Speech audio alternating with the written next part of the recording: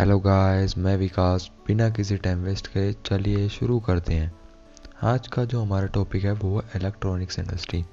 अब इस टॉपिक को लेने के पीछे जो न्यूज़ है वो आप ये देख सकते हैं। द हिंदू का ये कट आउट है। इलेक्ट्रॉनिक इंडस्ट्री ने इंपोर्ट टैरिफ को कम करने की बात की है।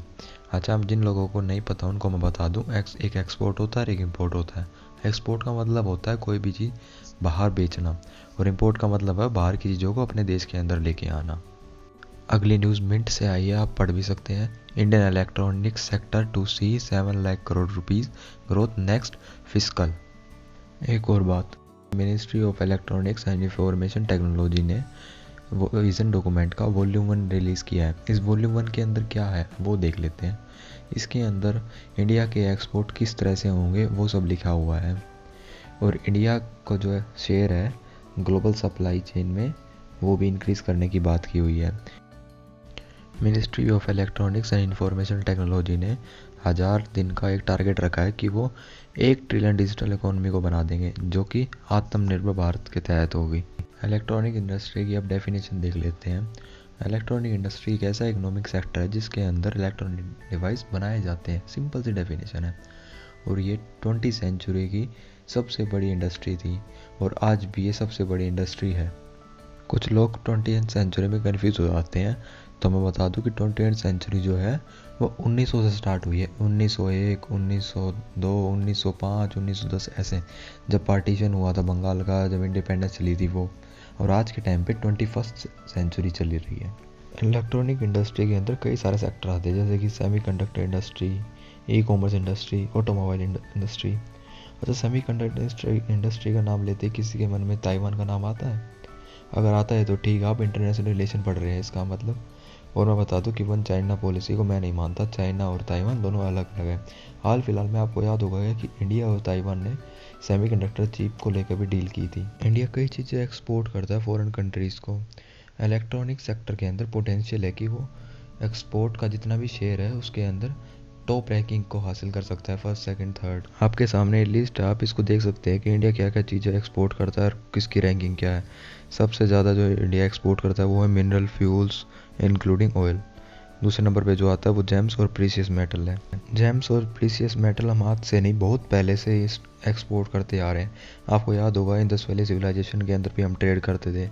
उसके बाद गुप्ता पीरियड के अंदर भी, हर्षवर्धन के पीरियड के टाइम पे भी, मुगल आ रहे थे तब भी, जब अंग्रेज आ रहे थे तब भी। आपने पता होगा ड्रेनो वेल्थ की थ्योरी इसलिए तो आई थी क्योंकि पहले हम सारी चीज़ें, ये ट्रेड जितने भी है मेटल्स, इनको एक्सपोर्ट करते थे, स्पाइसेस को एक्सपोर्ट करते थे, लेकिन बाद में जाके ये चेंज हो गया। अब फिर रैंकिंग देख सकते हैं, फार्मास्यूटिकल, मैकेनिकल अप्लायंसेज। आपको इलेक्ट्रॉनिक का सामान कहाँ मिलेगा? 6ठे नंबर पे और 7वें नंबर पे, लेकिन आगे आगे ये रैंकिंग इम्प्रूव होती जाएंगी। इस टॉपिक से रिलेटेड नहीं है, फिर भी मैंने आपके लिए एक्सपोर्ट डेस्टिनेशन लगा दिया कि इंडिया किस देश को कितना माल एक्सपोर्ट करता है। सबसे ज़्यादा जो हम एक्सपोर्ट करते हैं वो है यूएसए, चाइना और यूएई। ये 3 हमारे टॉप ट्रेडिंग पार्टनर्स हैं, और यूएसए के साथ तो हमारा ट्रेड सरप्लस रहता है। हाँ, चाइना के साथ ट्रेड डेफिसिट रहता है, लेकिन हम चाहते हैं कि ये ट्रेड डेफिसिट जल्दी से जल्दी कम हो जाए। वैसे भी हम चाइना को बाइकआउट कर रहे हैं, लेकिन ये बाइकआउट ज़्यादा सक्सेसफुल नहीं हो पाया, क्योंकि रिसेंटली जो न्यूज़ आई है उसके हिसाब से इंडिया और चाइना का जो ट्रेड है उसने नए रिकॉर्ड को हिट किया है। सरकार जो है वो इलेक्ट्रॉनिक सेक्टर का जो शेयर है जीडीपी के अंदर उसको बढ़ाने की बात चल रही है, 2 से 10 पे करना चाहती है। और जो डिमांड है इलेक्ट्रॉनिक्स हार्डवेयर की वो अभी इंक्रीज़ ही होती जा रही है। 2009 के अंदर जो इलेक्ट्रॉनिक सेक्टर की जो डिमांड थी वो $45 बिलियन थी, और 2020 के अंदर $400 बिलियन की है। गवर्नमेंट ऑफ इंडिया के कुछ फ्लैगशिप प्रोग्राम भी हैं जो इलेक्ट्रॉनिक सेक्टर को बूस्ट कर रहे हैं, जैसे कि digital India, make in India. अगर मैं पूछूं कि चाइना को मैन्युफैक्चरिंग हब क्यों बोला जाता है, तो सबका एक सिंपल सा जवाब आएगा कि चाइना के अंदर मैन्युफैक्चरिंग करना बहुत ही सस्ता है। और मैन्युफैक्चरिंग करना सस्ता क्यों है? क्योंकि वहाँ पे लेबर सस्ते हैं। लेकिन हाल फिलहाल में देखा गया है कि इंडिया के चाइना के अंदर जो लेबर है और जो मैन्युफैक्चरिंग है उसकी कॉस्ट बढ़ती जा रही है, जो कि ये इंडिया के लिए अच्छी बात है। और इंडिया के अंदर 200 इलेक्ट्रॉनिक्स मैन्युफैक्चरिंग क्लस्टर वो जो है इस सेटअप कर दिए गए हैं, जिसके अंदर वर्ल्ड क्लास लेवल का लॉजिस्टिक इंफ्रास्ट्रक्चर होगा। अब चैलेंजेस देख लेते हैं कि इलेक्ट्रॉनिक इंडस्ट्री के अंदर क्या क्या चैलेंजेस है। पहला चैलेंज तो यही है कि हमने प्रोडक्शन और मैन्युफैक्चरिंग को ज़्यादा अटेंशन नहीं दी है। इंडिया का जो शेयर है ग्लोबल मैन्युफैक्चरिंग सेक्टर के अंदर जो कि इलेक्ट्रॉनिक्स से रिलेटेड है वो सिर्फ 1 से 2% ही है। इसको बढ़ाने की ज़रूरत है। दूसरा पॉइंट, जो फिज़िकल इंफ्रास्ट्रक्चर है जैसे कि पावर स्टोरेज और बेसिक यूटिलिटीज़, इंटरनेट कनेक्शन, इन सब की कमी है। आपको पता है कई जगह पे इंटरनेट नहीं होता। अगर वहाँ पे इंटरनेट नहीं होगा तो वहाँ पे टेलीविज़न कैसे जाएंगे, वहाँ पे चार्जिंग स्टेशन कैसे जाएंगे। अब ग्रीन एनर्जी की बात चल रही है, जब तक हाईवे पे चार्जिंग स्टेशन नहीं लगेंगे तो इलेक्ट्रिक व्हीकल जो है वो ग्रीन एनर्जी वाले कैसे आ पाएंगे। इनएफिशिएंट ट्रांसपोर्टेशन होने की वजह से जो ट्रांसपोर्टेशन की कॉस्ट है वो भी हाई है और जो रॉ मटेरियल की कॉस्ट है वो भी हाई हो जाती है। इंडिया में हाई इंपोर्ट ड्यूटीज़ होने के साथ साथ स्टेट भी अपने हिसाब से टैक्स लगाते रहते हैं, जिसकी वजह से फॉरेन इन्वेस्टमेंट इंडिया में इन्वेस्ट करने से पहले 2 बार सोचते हैं। इंडिया के अंदर जो भी इलेक्ट्रॉनिक्स प्रोडक्ट्स की डिमांड आती है वो लगभग 65% जो डिमांड है वो इंपोर्ट्स के द्वारा फिलफिल की जाती है। मतलब आप परसेंटेज देख सकते हैं कि इंपोर्ट का परसेंटेज कितना ज़्यादा है। एक डाटा और बताऊँ मैं अगर, कि 2020 के अंदर जो हमारे इलेक्ट्रॉनिक्स सेक्टर की जो डिमांड थी वो $400 बिलियन की थी, लेकिन हमने कितना ही बनाया, हमने सिर्फ $104 बिलियन ही बनाया।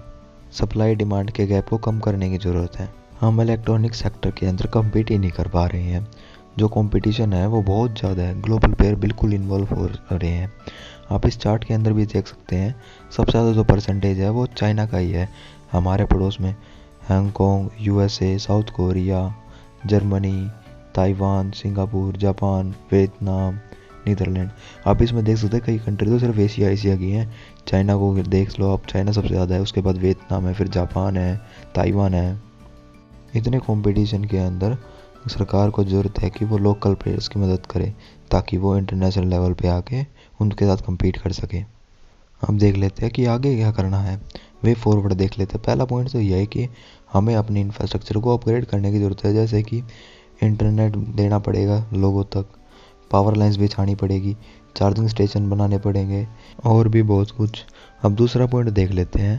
दूसरा पॉइंट तो यही है कि हमें ट्रेड बैरियर को रिमूव करना है, open trade and investment policies को लाना पड़ेगा, जिसकी वजह से इन्वेस्टमेंट और भी ईजी हो जाएगा। और जो इंपोर्ट के ऊपर जो टैरिफ है उसे भी कम करने की ज़रूरत है। मैन्युफैक्चरिंग कॉस्ट को भी कम करना पड़ेगा। PLI स्कीम का भी सपोर्ट करना पड़ेगा। इंडिया को एक एक्सपोर्ट हब बनाने की ज़रूरत है। और वो कैसे बनेगा? वो ऐसे बनेगा जब रीजनल बिजनेसेस जो हैं वो ग्लोबल सप्लाई चेन के अंदर जब पार्टिसिपेट करेंगे ना, तब इंडिया एक्सपोर्ट हब बनेगा।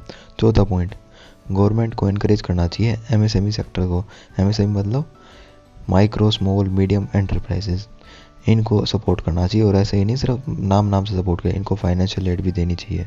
हमें R&D के ऊपर, रिसर्च एंड डेवलपमेंट के ऊपर पैसा खर्च करने की ज़रूरत है। स्कूल और कॉलेजेस के अंदर बच्चों को अभी से ट्रेनिंग देनी चाहिए कि वो आगे जाके किस तरह इलेक्ट्रॉनिक्स इंडस्ट्री में कम्पीट करेंगे, उनके अंदर स्किल होनी चाहिए।